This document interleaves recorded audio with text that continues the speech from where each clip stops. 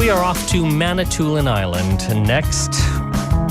You've probably heard about the oil wells. If not, there are over 40 oil wells altogether scattered across Wikwemikong. The First Nation encompasses much of the eastern end of Manitoulin Island.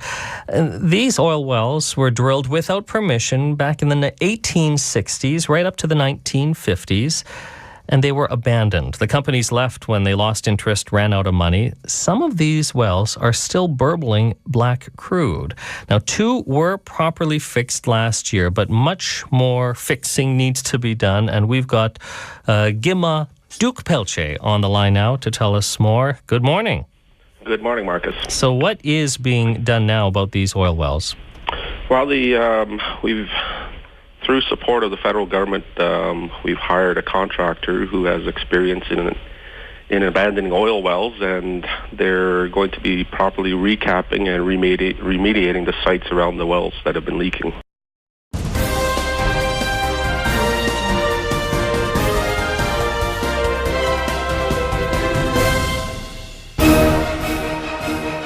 Here we are with Andrew Manitowabi. Maybe you can tell us a little bit what your role is with the Wikwemikong Unceded Indian Reserve. Okay, my name is Stitch. I work for the Department of Lands and Natural Resources, and what we've done is that we've received some notification from the federal government, the Indian Oil and Gas Division of Department of Indian Affairs, to do well plugging and capping and abandonment for legacy wells that were identified here in Wikwemikong over the past 200 years.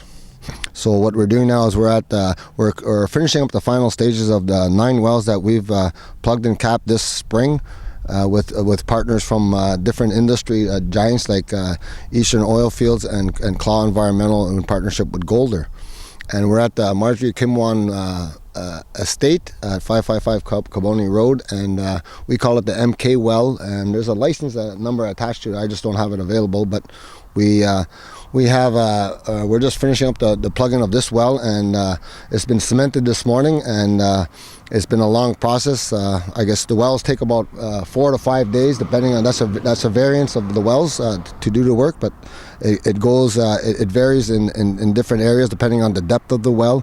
This well right now is 112 meters deep, and it's finally been plugged and capped.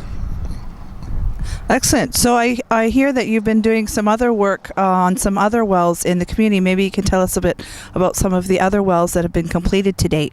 Okay, right in this area, this location, in Wikwemikong was called Akimidekaning, where the oil is.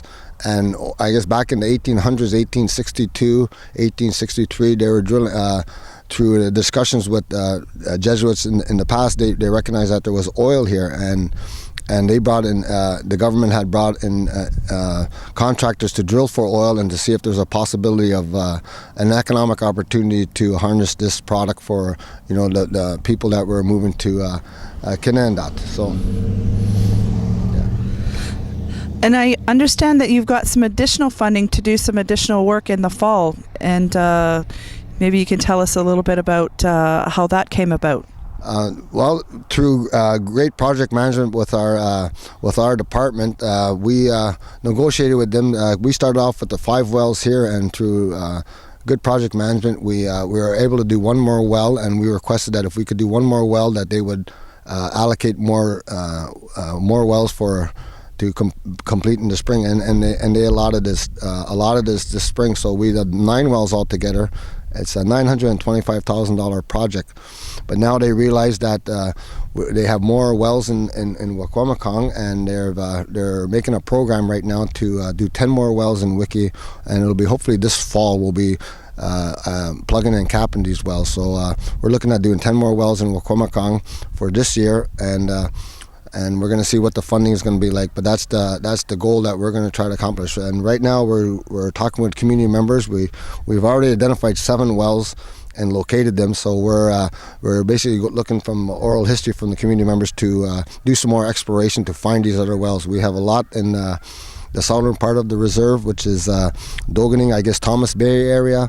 We have some in Caboni, and we have some in Cape Smith. There's a whole area of Caboni that Cape Smith that is peppered with wells, approximately 8. So we just have to find them, and that's going to be the whole process once this project's over.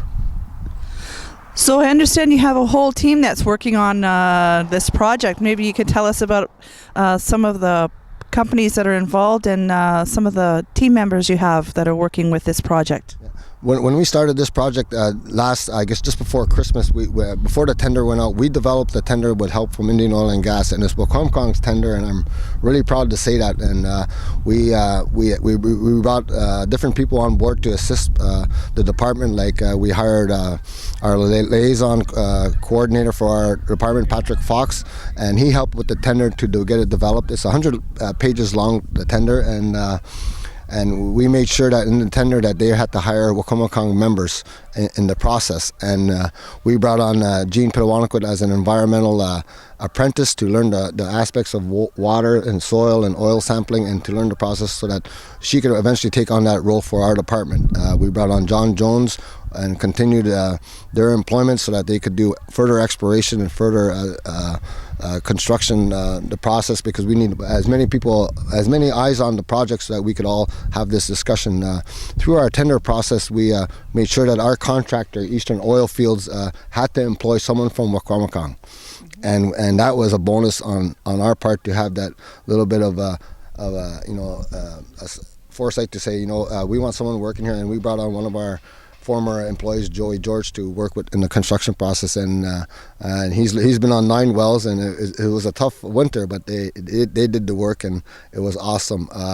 We have a Claw Environmental, First Nation environmental company based out of Ottawa, and the president's from Cape Croker, Sam Dam, and they're very instrumental to assist us in getting the tender approved and making sure that everybody fell within the budgets that we were kind of ensuring that they were going to follow. And I think the great partnerships that we developed through our groundbreaking ceremony was very, very crucial, that we made sure that we did the right thing for the community and for the lands and for future generations down the road, and that's what we wanted to ensure that it works. So we developed a great capacity in our department, and right now it's going to continue. We're looking at approximately 5 more years of well work, provided that we continue finding more wells, not just here in Wikwemikong, but also there's other reserves in Ontario.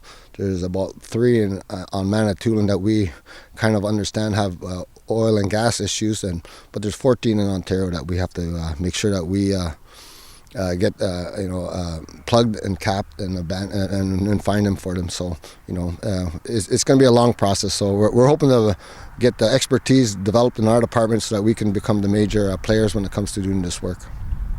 Fantastic. Thanks very much, Andrew, for providing us this information. And we'll be following up on some of these other wells and getting some other interviews for future. So thank you very much for listening to First Tell, and glad we could bring this information back to the community. Chimigwech.